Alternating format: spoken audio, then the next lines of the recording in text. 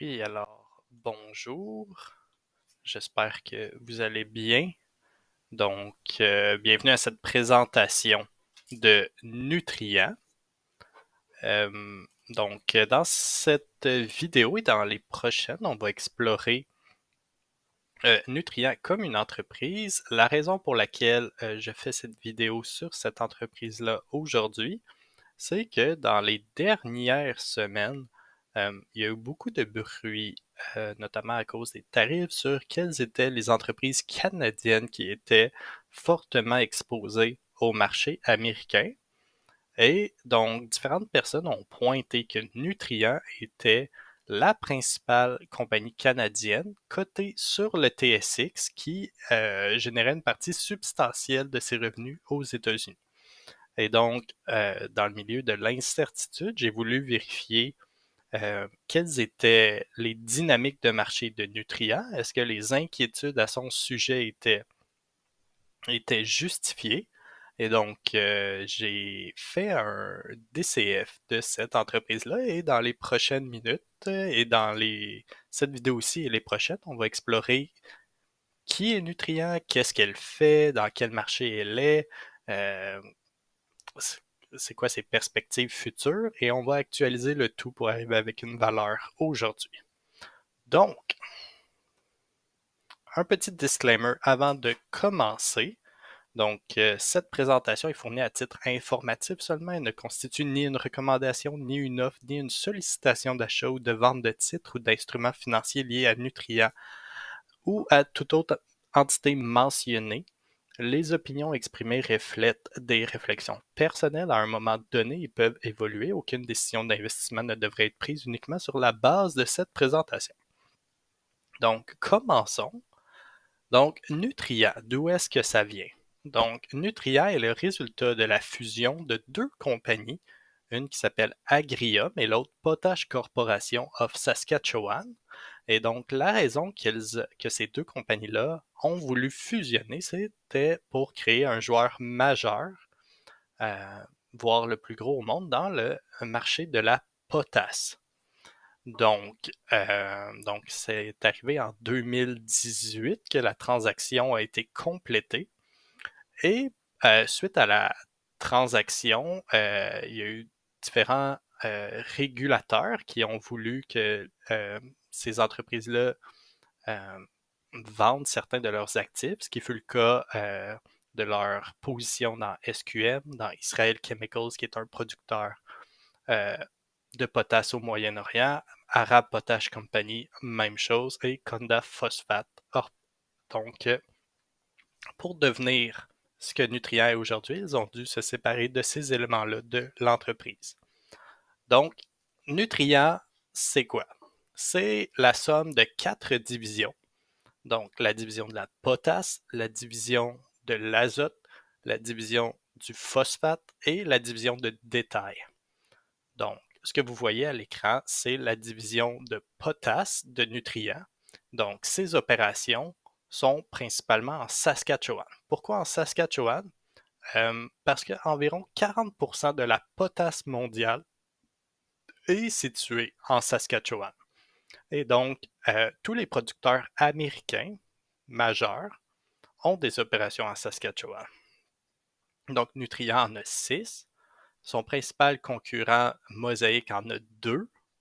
Et une autre compagnie en a une.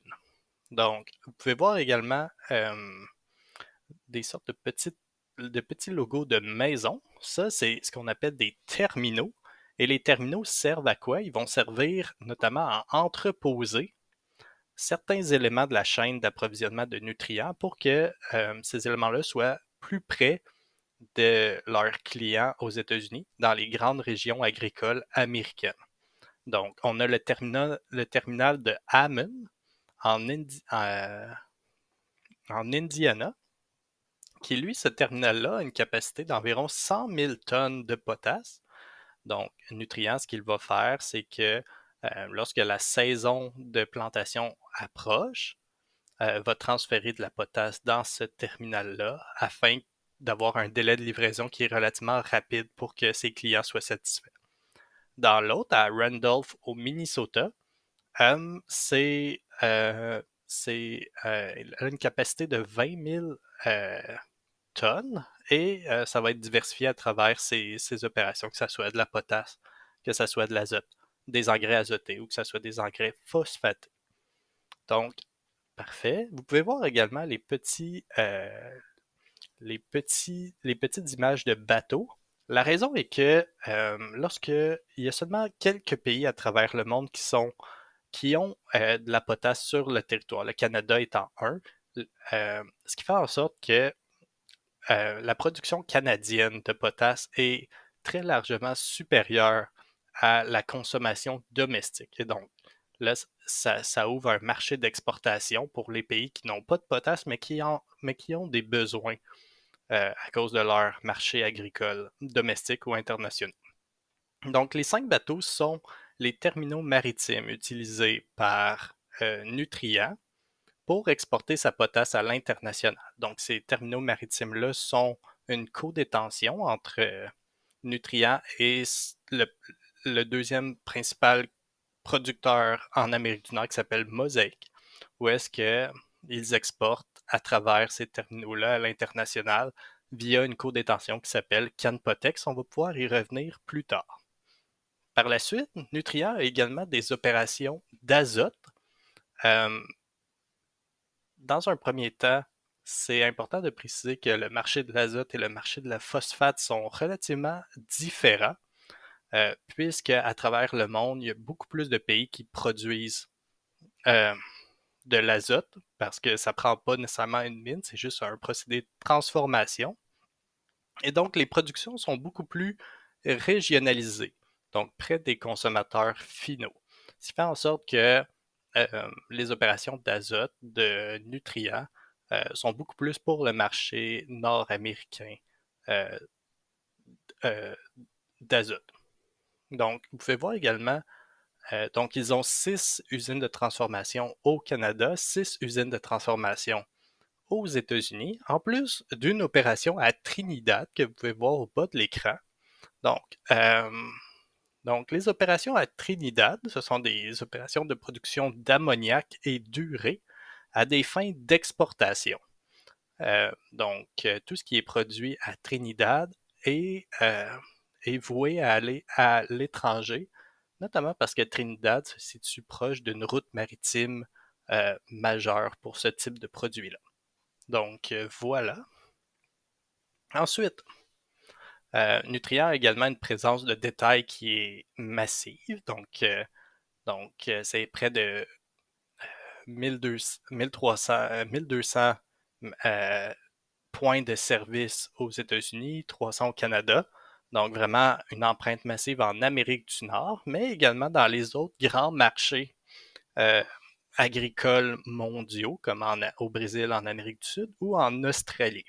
Donc, je pense que vous pouvez commencer à voir que Nutrien est fortement impliqué à travers toute la chaîne d'approvisionnement, que ce soit la potasse, l'azote, le phosphate, que je vais parler moins dans cette présentation, qui est imbriqué dans leurs opérations de détail. Donc, voilà. Ensuite, au cours de la présentation, lorsqu'on va essayer de réfléchir à nutriments, on va essayer de réfléchir à leur opportunité de marché.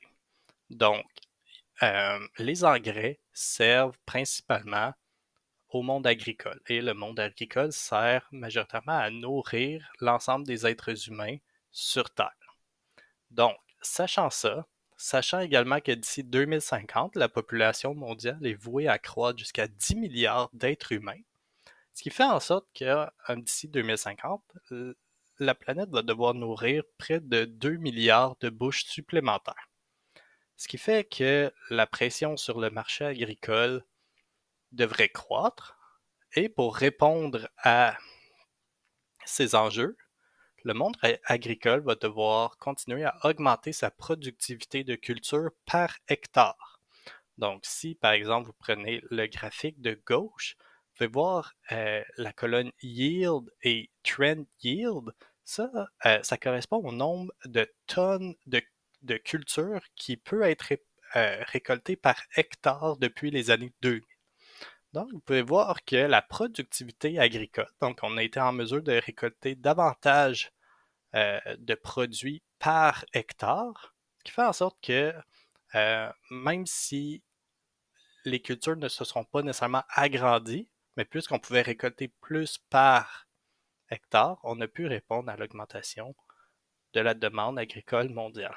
Donc, c'est une tendance qui va devoir se poursuivre, notamment parce que je mentionnais que la population mondiale va continuer de croître.